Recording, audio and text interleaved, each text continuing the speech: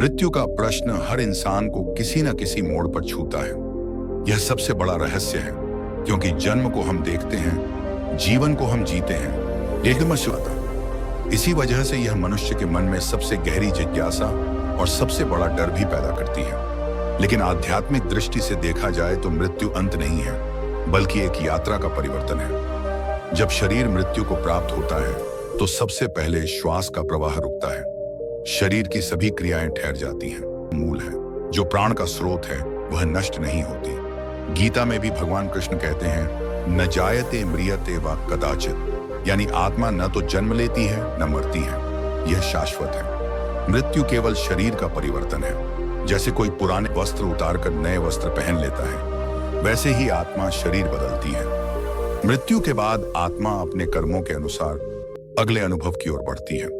इसे समझने के लिए हमें दो स्तरों पर देखना होगा, शारीरिक और सूक्ष्म। शारीरिक स्तर पर शरीर मिट्टी में मिल जाता है। उसका हर तत्व पंचतत्व पृथ्वी, जल, अग्नि, वायु और आकाश में लौट जाता है। यही कारण है कि अंत्येष्टि में शरीर को अग्नि को समर्पित किया जाता है, ताकि वह अपने मूल तत्वों में विलीन हो जाए। सूक्ष्म स्तर पर आत्मा अपने कर्मों का बोझ लेकर आगे बढ़ती है। यही बोझ उसके अगले जन्म का आधार बनता है।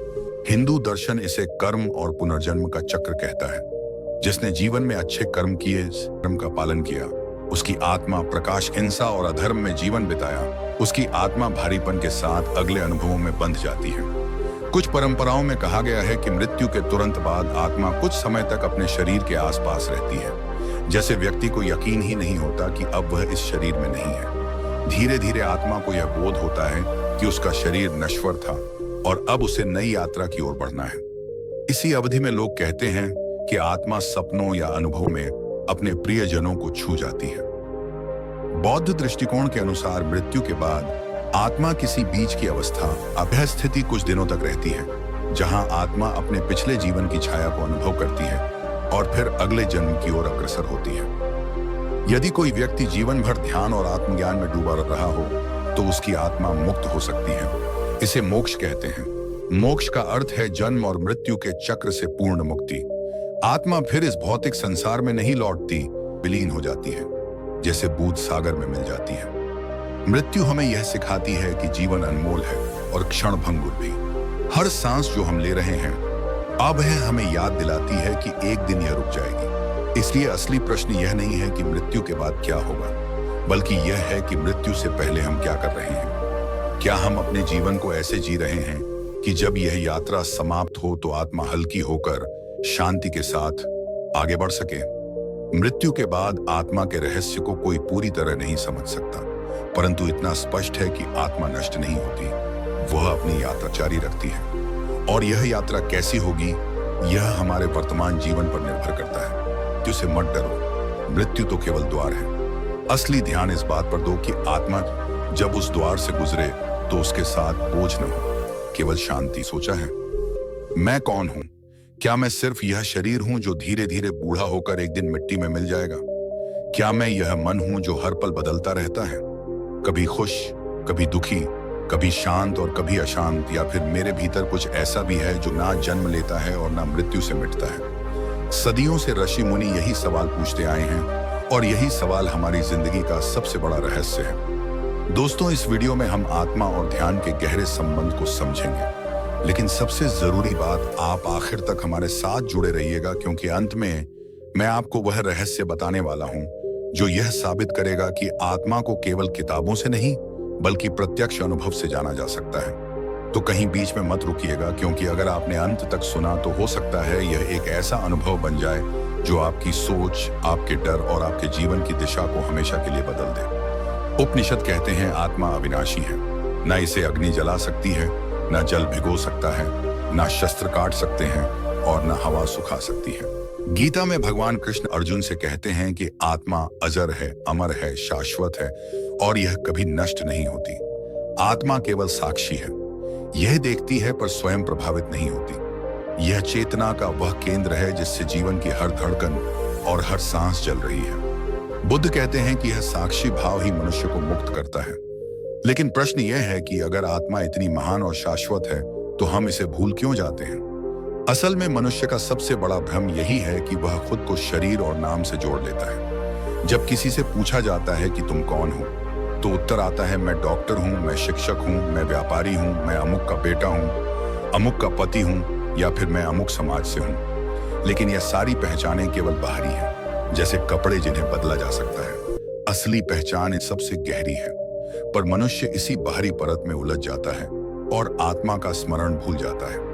बुद्ध कहते हैं कि यही अज्ञान दुख का मूल कारण है। जीवन में हम पद, नाम, शरीर को ही सब कुछ मान लेते हैं, और जब यह चीजें छीनने लगती हैं, तब हमें असुरक्षा घेर लेती है। बुढ़ापे का भय, मृत्यु का भय, अपमान का डर, रिश्तों के टूटने की पीड़ा, सब इसलिए है क्योंकि हमने अपनी पहचान गलत जगह पर बना ली है। आत्मा के बजाय हमने शरीर और संसार से अपने को जोड़ लिया है। यही अज्ञान है जो हमें बार बार दुख देता है। अब मृत्यु और पुनर्जन्म के रहस्य को समझना जरूरी है। गीता कहती है कि जैसे मनुष्य पुराने कपड़े उतारकर नए पहनता है, वैसे ही आत्मा पुराने शरीर को छोड़कर नया शरीर धारण करती है। शरीर नश्वर है, मिट्टी से बना है और मिट्टी में मिल जाएगा, पर आत्मा अजर है, अमर है। मृत्यु केवल शरीर का अंत है, आत्मा का नहीं। यही कारण है कि ऋषि मुनि मृत्यु को अंत नहीं मानते, वे उसे केवल एक द्वार कहते हैं। बुद्ध कहते हैं कि मृत्यु कोई शत्रु नहीं बल्कि परिवर्तन का क्षण है। यदि आत्मा नष्ट होती तो जीवन का कोई अर्थ नहीं होता, न्याय और अन्याय का कोई हिसाब नहीं होता। पर जब हम पुनर्जन्म को समझते हैं तो देख पाते हैं कि हर आत्मा अपने कर्म के अनुसार नए शरीर को ग्रहण करती है। यही कारण है कि कोई सुखी है, कोई दुखी है, कोई समृद्ध है, कोई गरीब है। आत्मा अपनी यात्रा में कर्म के फल भोगती है और धीरे धीरे पूर्णता की ओर बढ़ती है। लेकिन यहाँ एक गहरा प्रश्न उठता है, अगर आत्मा इतनी शाश्वत है तो हम उसका अनुभव क्यों नहीं कर पाते? कारण यह है कि हमारा मन बाहर की ओर भागता है, इंद्रियों की ओर, इच्छाओं की ओर, और हम भीतर की शांति में उतर ही नहीं पाते। यही वजह है कि साधना, ध्यान और आत्मविचार को इतना महत्व दिया गया है। जब साधक भीतर की ओर लौटता है और पूछता है कि मैं कौन हूं, तब धीरे धीरे परतें हटने लगती हैं और आत्मा का बोध होने लगता है। बुद्ध कहते हैं कि ध्यान ही अज्ञान के अंधकार को हटाकर आत्मा का प्रकाश दिखाता है। आत्मा का अनुभव शब्दों में बांधा नहीं जा सकता, इसे देखा नहीं जा सकता, इसे केवल जिया जा सकता है। जैसे कोई व्यक्ति गहरी नींद से जागता है और अचानक प्रकाश में भर जाता है, वैसे ही आत्मा का अनुभव साधक को एक नई दुनिया में ले जाता है। वहां न मृत्यु का भय होता है, न भविष्य की चिंता। वहां केवल शांति होती है, करुणा होती है और एक अनोखा प्रेम बहता है जो सबके लिए समान होता है। मनुष्य का सबसे बड़ा प्रश्न यही है कि वह कौन है। जब तक इसका उत्तर भीतर से नहीं मिलता, तब तक जीवन अधूरा है। यही कारण है कि बुद्ध ने कहा था, आत्मज्ञान के बिना सब ज्ञान व्यर्थ है। बुद्ध कहते हैं कि जिसने स्वयं को जान लिया, उसने मृत्यु पर विजय पा ली। मनुष्य की सबसे बड़ी भूल यही है कि वह हमेशा उस चीज की खोज में लगा रहता है जो उसके पास नहीं है। जो कुछ है उसमें उसे कमी दिखती है।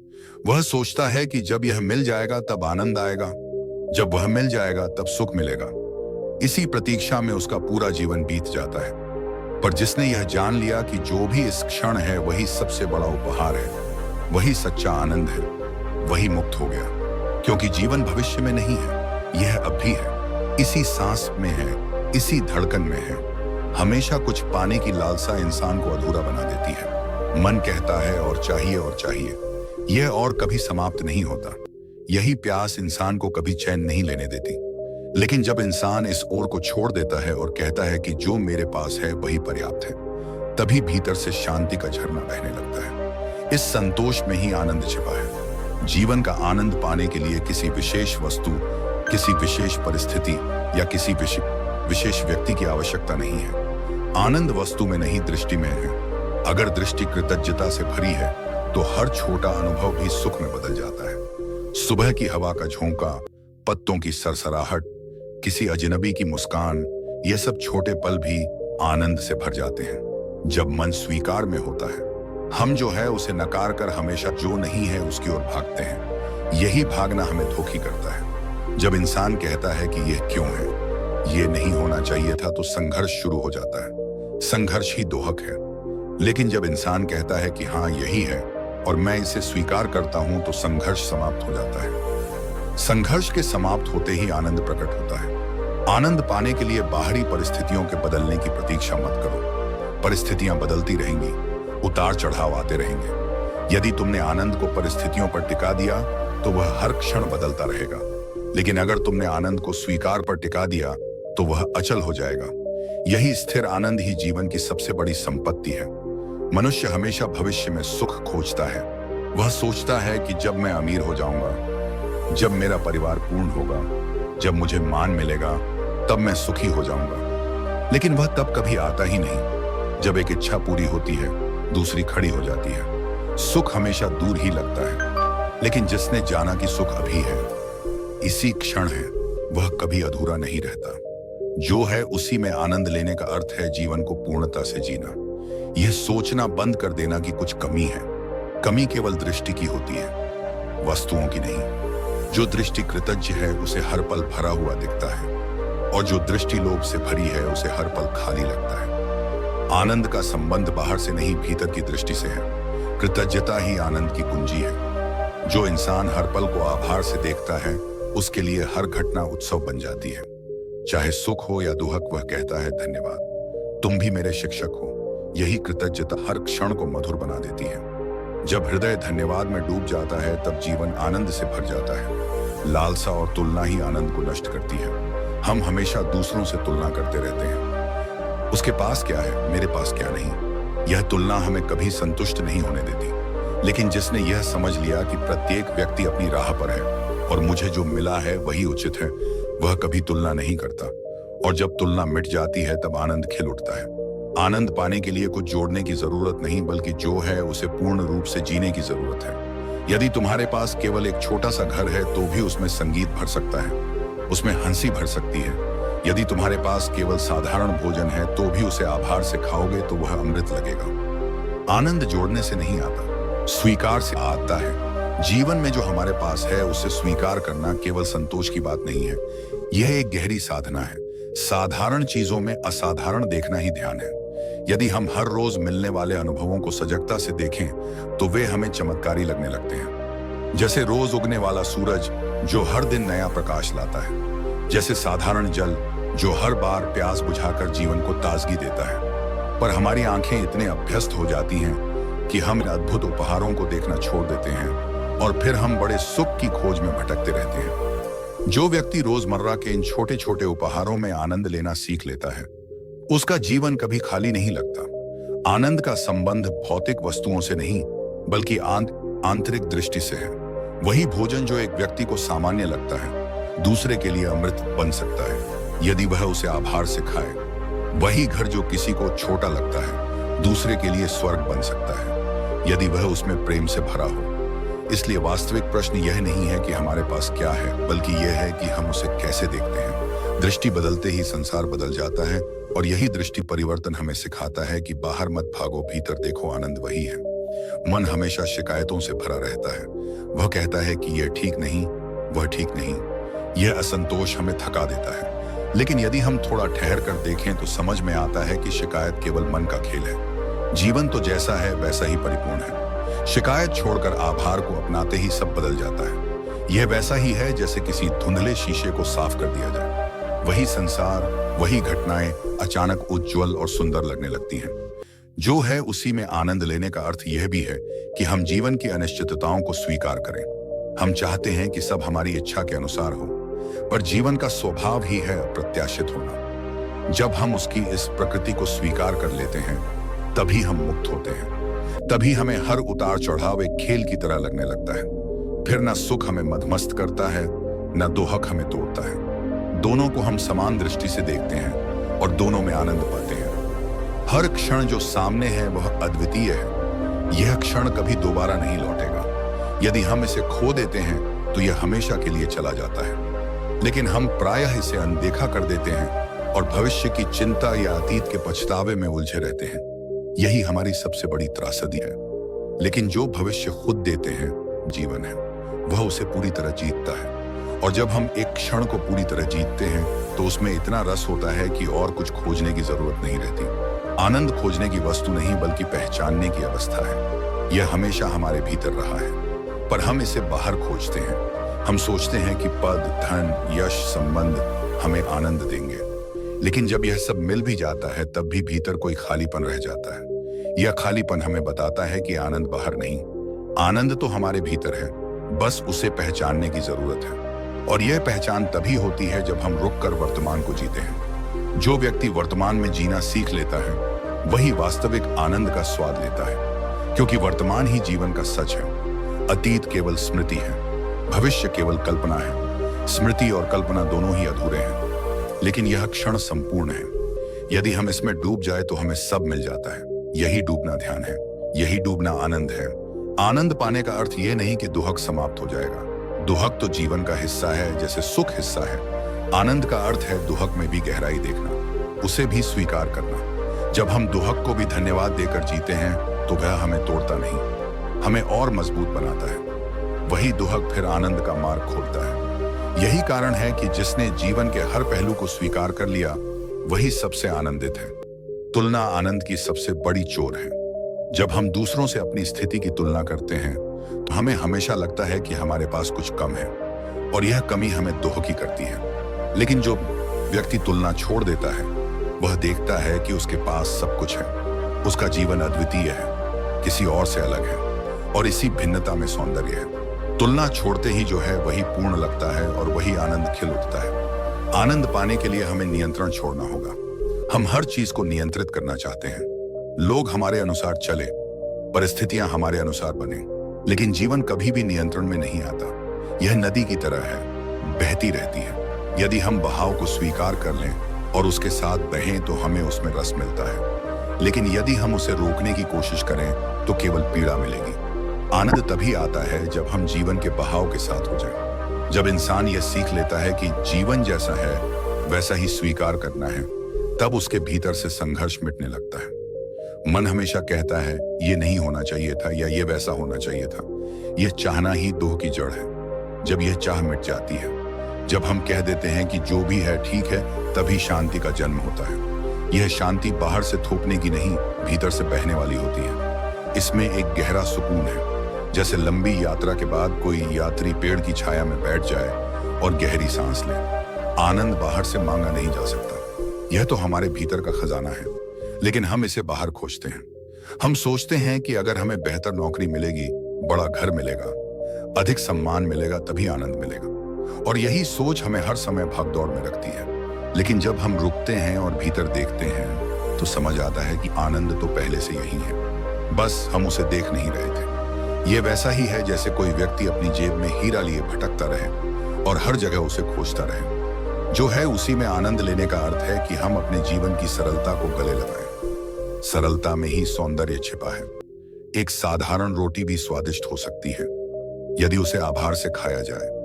एक छोटा सा घर भी मंदिर बन सकता है यदि उसमें प्रेम भरा हो। समस्या यह नहीं कि हमारे पास क्या है, समस्या यह है कि हम उसकी कदर नहीं करते। जो इंसान अपनी साधारण चीजों की भी कदर करता है उसका जीवन हमेशा समृद्ध लगता है। आनंद पाने का रहस्य यही है कि हम जीवन को खेल की तरह देखें। खेल में जीत हार होती है, पर खिलाड़ी आनंदित रहता है क्योंकि वह खेल रहा है। यदि हम जीवन को भी खेल की तरह देखें तो हर अनुभव में रस मिलेगा। फिर ना असफलता हमें तोड़ेगी, ना सफलता हमें पागल करेगी। हम हर परिस्थिति को एक अनुभव की तरह लेंगे और उसमें आनंद खोज लेंगे। यही दृष्टि हमें हल्का करती है और उलझन से मुक्त करती है। मनुष्य का मन हमेशा यदि और लेकिन में उलझा रहता है। वह कहता है यदि यह होता तो मैं सुखी होता, लेकिन यह नहीं है इसलिए मैं दुखी हूं। यह यदि और लेकिन ही हमें वर्तमान से काट देते हैं। जब तक हम इन शब्दों से मुक्ति नहीं पाएंगे हम कभी आनंदित नहीं हो सकते। आनंद वही है जहां हम कहते हैं हाँ यही है और यही पूर्ण है। हमारे दुख का सबसे बड़ा कारण यही है कि हम हर चीज को बदलना चाहते हैं। हम मौसम बदलना चाहते हैं, लोगों को बदलना चाहते हैं, परिस्थिति बदलना चाहते हैं, लेकिन वास्तविकता यह है कि जीवन जैसा है वैसा ही सुंदर है। जब हम यह समझ लेते हैं तब भीतर एक गहरी शांति आती है। यह शांति हमें हर हाल में स्थिर रखती है और यही स्थिरता ही आनंद का रूप है। आनंद का अर्थ है हर पल में पूर्णता देखना। यदि तुम किसी पेड़ को देखो और यह सोचो कि जब यह फूल देगा तब सुंदर होगा, तो तुम वर्तमान की सुंदरता खो दोगे। उसका हर पत्ता, उसकी हर शाखा पहले से ही सुंदर है। वैसे ही हमारा जीवन भी है। अगर हम सोचते हैं कि भविष्य में कुछ होने पर ही आनंद आएगा, तो हम आज की सुंदरता खो देंगे। आनंद वही है जब हम आज को देखें और उसमें रस लें। कृतज्ञता का अभ्यास ही हमें वर्तमान में टिकाता है। जब हम कहते हैं धन्यवाद, मेरे पास जो है वही पर्याप्त है, तब मन शिकायत करना बंद कर देता है। शिकायत हमेशा हमें कमी दिखाती है और कृतज्ञता हमेशा हमें समृद्ध दिखाती है। जो व्यक्ति हर छोटी चीज में धन्यवाद देना सीख लेता है, वह कभी दुखी नहीं रह सकता। उसके लिए हर पल उत्सव है, हर अनुभव उपहार है। हम अक्सर भूल जाते हैं कि जीवन का प्रत्येक क्षण अनमोल है। यह क्षण दोबारा नहीं लौटेगा। यदि हमने इसे व्यर्थ कर दिया तो यह सदा के लिए खो जाएगा। लेकिन हम इसे या तो अतीत की यादों में गंवा देते हैं या भविष्य की योजनाओं में। यही भूल हमें दुखी करती है। जिसने यह जान लिया कि यह क्षण ही सबसे बड़ा खजाना है, उसने आनंद का रहस्य पा लिया। जीवन हमें हमेशा वही देता है जिसकी हमें सबसे ज्यादा आवश्यकता होती है, भले ही वह हमें पसंद ना हो। कभी दोहक, कभी कठिनाई, कभी संघर्ष, यह सब हमें भीतर से गढ़ते हैं। यदि हम इन्हें अस्वीकार करते हैं तो हम जीवन से ही भागते हैं। लेकिन यदि हम इन्हें भी स्वीकार कर लें और कहें कि यह भी ठीक है, तो हमें उनमें छिपा उपहार दिखाई देगा। हर कठिनाई में भी एक छुपा हुआ आशीर्वाद होता है, और जो उसे देख लेता है वही सच्चा आनंद पा लेता है। मनुष्य का स्वभाव हमेशा यह सोचने का है कि कहीं और जाने से, किसी और को पाने से, किसी और परिस्थिति में पहुंच जाने से वह सुखी हो जाएगा। यही खोज उसे भटकाती रहती है। वह कभी गांव से शहर जाता है, कभी एक नौकरी से दूसरी, कभी एक संबंध से दूसरे, परंतु हर बार वही खालीपन उसके पीछे पीछे चलता है। यह खालीपन इसलिए है क्योंकि वह जो कुछ उसके पास है उसे देखना ही नहीं चाहता। वह वर्तमान को अनदेखा कर देता है और भविष्य में कल्पनाओं के महल बनाता है।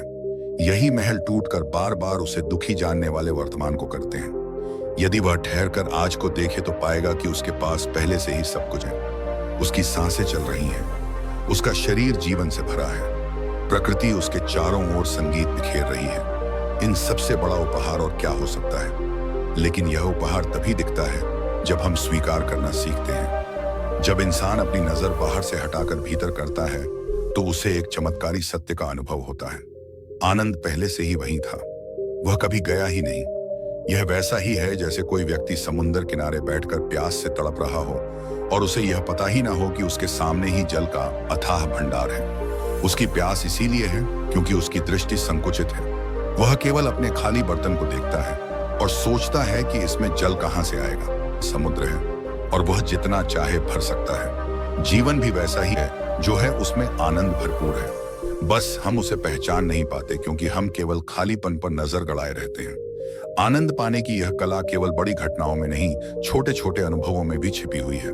सुबह उठकर हवा में ताजगी को महसूस करना, किसी पंछी की आवाज सुनना, बारिश की पहली बूंद को त्वचा पर गिरते देखना, यह सब साधारण क्षण है।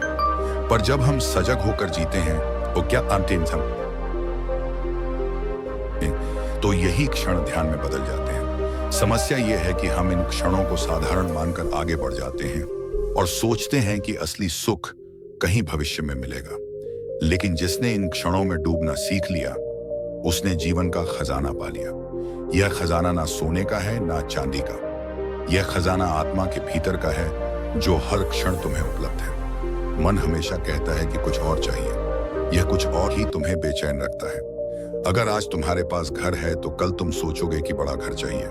अगर आज तुम्हारे पास मान है तो कल सोचोगे कि और अधिक चाहिए। यह चाह कभी पूरी नहीं होती। यह चाह जीवन भर इंसान को भिखारी बनाए रखती है। लेकिन जिस क्षण इंसान यह कहता है कि जो है वही पर्याप्त है, उसी क्षण वह राजा बन जाता है। उसका हृदय इतना भरा हुआ महसूस करता है कि और मांगने की कोई गुंजाइश ही नहीं बचती। यही भराव ही आनंद है, पर्दा है। जब हम वर्तमान में जीते हैं तो हमें पता चलता है कि इसमें कुछ भी कमी नहीं है। लेकिन जब हम भविष्य में भागते हैं तो हर क्षण अधूरा लगता है। यह अधूरापन हमारी ही सोच से उपजता है। यदि हम यह स्वीकार कर लें कि जीवन जैसा है वैसा ही सुंदर है, तो हमारी दृष्टि बदल जाएगी। हमें हर छोटे कार्य में रस मिलेगा। साधारण भोजन भी अमृत लगेगा। साधारण जीवन भी महोत्सव लगेगा। आनंद बाहर की परिस्थितियों पर नहीं, बल्कि हमारे देखने की कला पर निर्भर है। जो है उसे स्वीकार करना सरल लगता है, पर वास्तव में यह सबसे कठिन साधना है, क्योंकि मन हमेशा अस्वीकार करना चाहता है। मन कहता है यह क्यों है, यह नहीं होना चाहिए था। यही अस्वीकार मन को बोझिल बना देता है। लेकिन जैसे ही हम कहते हैं हाँ यही है, तो भीतर एक हल्कापन आता है। यह हल्कापन इतना गहरा होता है कि उसमें सारा बोझ पिघल जाता है। यही पिघलाव ध्यान का पहला अनुभव है। यही अनुभव हमें भीतर की गहराई तक ले जाता है। जब इंसान स्वीकार में जीना सीख लेता है तो वह हर परिस्थिति को एक शिक्षक मानता है। सुख हो या दुख, सफलता हो या असफलता, हर घटना उसके लिए पाठ बन जाती है। वह किसी को नकारता नहीं, किसी से भागता नहीं। यही दृष्टि उसे पूर्ण बनाती है। यही दृष्टि उसे आनंद में स्थिर करती है, क्योंकि तब जीवन उसके लिए संघर्ष नहीं रहता, बल्कि एक सतत सीखने की प्रक्रिया बन जाता है। और इस सीखने में आनंद छिपा है। जो है उसी में आनंद लेना हमें तुलना से मुक्त करता है। तुलना हमेशा हमें कमी का एहसास कराती है। जब हम दूसरों को देखते हैं तो लगता है कि उनके पास ज्यादा है और हमारे पास कम। यही सोच हमें दुखी करती है। लेकिन जब हम केवल अपने जीवन को देखते हैं और कहते हैं कि यह पर्याप्त है, तो तुलना मिट जाती है। तुलना मिटते ही भीतर शांति उतरती है और यही शांति आनंद का रूप ले लेती है। जीवन में आनंद तभी खिलता है जब हम नियंत्रण छोड़ देते हैं। हम सब कुछ नियंत्रित करना चाहते हैं। लोग हमारी इच्छा अनुसार चले, परिस्थितियां हमारी पसंद के अनुसार बने, लेकिन जीवन को नियंत्रित नहीं किया जा सकता है। यह बहती नदी की तरह है। यदि हम उसके साथ बहें तो हमें उसमें संगीत सुनाई देगा, लेकिन यदि हम उसे रोकने की कोशिश करें तो केवल पीड़ा मिलेगी। आनंद तभी आता है जब हम नदी की तरह जीवन के साथ बहना सीखते हैं। आनंद कोई मंजिल नहीं है, यह तो मार्ग है। जब हम सोचते हैं कि मंजिल पर पहुंचकर आनंद मिलेगा, तब तक जीवन हमारे हाथ से निकल चुका होता है। आनंद तो रास्ते में है, उस हर कदम में है जो हम अभी चल रहे हैं। यदि हम केवल लक्ष्य पर ध्यान देंगे तो रास्ता खो देंगे, लेकिन जिसने हर कदम को उत्सव की तरह चलना सीख लिया, उसने जीवन का रहस्य पा लिया। वह जहां भी पहुंचेगा वहां आनंद होगा, क्योंकि उसने उसे हर पल में खोज लिया है। जब इंसान यह समझ लेता है कि आनंद पाने के लिए किसी विशेष उपलब्धि, किसी विशेष स्थिति या किसी विशेष व्यक्ति की आवश्यकता नहीं है, तभी वह भीतर से मुक्त होता है। अक्सर हम सोचते हैं कि अगर हमें समाज से मान्यता मिल जाए, धन आ जाए या कोई प्रिय व्यक्ति हमें पूरा कर दे, तभी हम प्रसन्न रहेंगे। लेकिन यह सोच ही बंधन है, क्योंकि मान्यता बदल सकती है, धन कभी स्थायी नहीं और लोग भी बदल जाते हैं। यदि हमारा आनंद इन पर टिका है, पर्याप्त है, तब हमारा आनंद किसी बाहरी सहारे पर नहीं रहता। तब वह भीतर की जड़ से फूटता है और उसे कोई नहीं छीन सकता। जो है उसी में जीना हमें आडंबर से मुक्त करता है। हम बार बार अपने जीवन को और आकर्षक बनाने की कोशिश करते हैं। बड़े घर, महंगे कपड़े, नई वस्तुएं, यह सब हम इसलिए जुटाते हैं ताकि हमें लगे कि हमारा जीवन सुंदर है। परंतु यदि भीतर असंतोष है तो बाहर की सजावट कभी पूरी नहीं पड़ती। यह वैसा ही है जैसे किसी टूटी दीवार पर रंग चढ़ाना, दीवार भीतर से कमजोर ही रहेगी। पर जो व्यक्ति भीतर से स्वीकार करता है, उसका जीवन सरल होते हुए भी उज्जवल हो जाता है। उसे किसी सजावट की आवश्यकता नहीं रहती। उसकी सहजता ही उसका सौंदर्य बन जाती है।